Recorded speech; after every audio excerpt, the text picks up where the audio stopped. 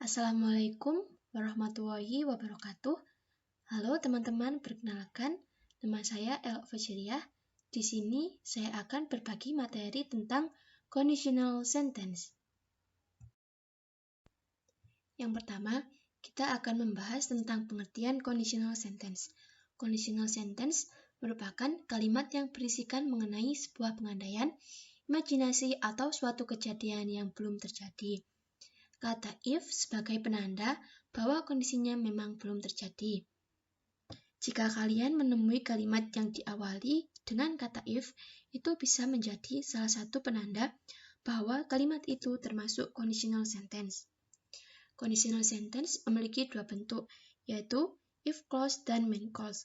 If clause merupakan bagian dari kalimat pengandaiannya, sedangkan main clause biasanya berisi konsekuensi atau akibat dari kondisi pengandaian sebelumnya. Conditional sentence sendiri dibagi menjadi 3 macam. Yang pertama, conditional sentence type 1. Yang kedua, conditional sentence type 2. Dan yang ketiga, conditional sentence type 3. Yang pertama, conditional sentence type 1. Pengertiannya, tipe kalimat pengandaian yang digunakan ketika hasil atau konsekuensi memiliki kemungkinan besar terjadi di masa depan. Hal ini bisa terjadi karena masih ada kondisi realistik yang masuk akal untuk kemungkinan terjadi. Rumusnya, yang pertama verbal, if clause. If plus subject plus verb 1 plus complement. Main clause, subject plus will plus verb 1 plus complement. Contoh, if I meet him, I will introduce myself. Yang kedua, nonverbal, if clause, if plus subject plus is, MR plus complement, main clause, subject plus will, be plus complement. Contoh, if I'm beautiful, I will be model.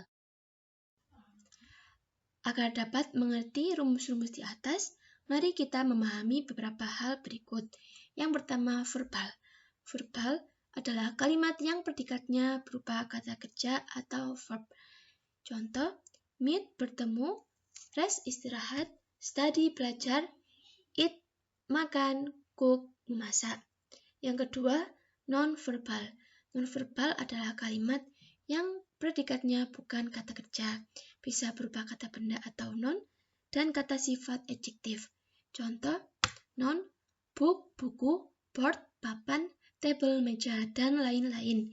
Adjektif, tall, tinggi, smart, pintar, dizzy, pusing, full, penuh, dan sebagainya.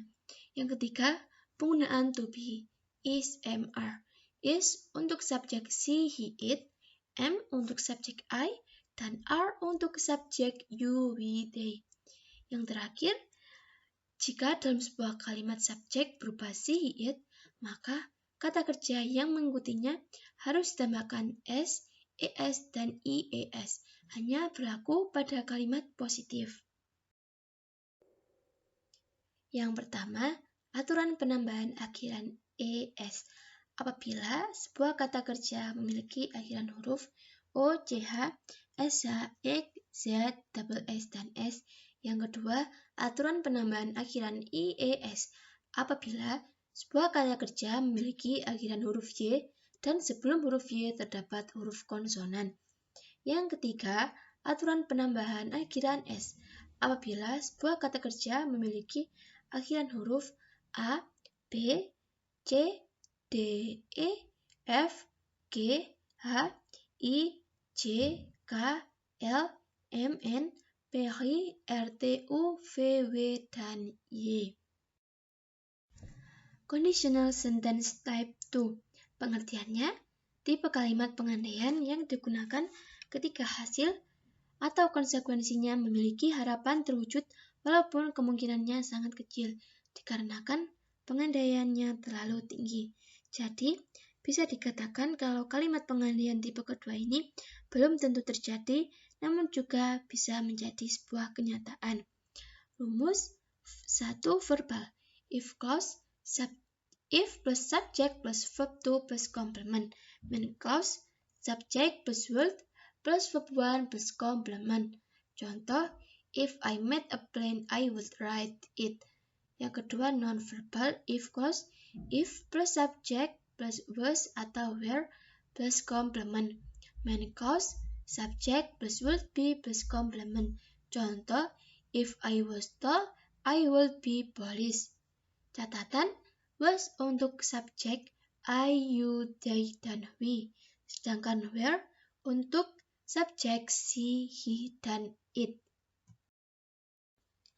Yang terakhir, conditional sentence type 3. Pengertiannya, tipe kalimat pengandaian ketika sebuah kondisi tidak mungkin terwujud sama sekali, dikarenakan pengandaian terjadi pada masa lalu dan syaratnya harus dipenuhi waktu itu juga.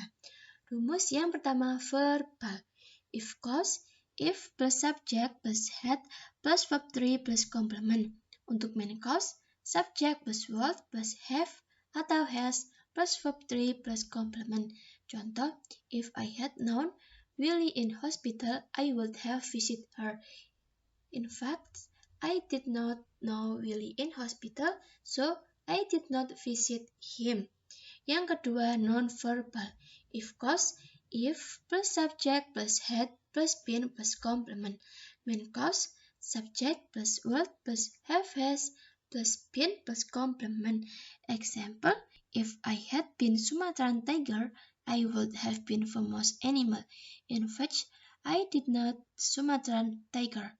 Not have untuk subjek I, you, they, dan we, sedangkan has untuk subjek she, he. Sekian yang bisa saya sampaikan.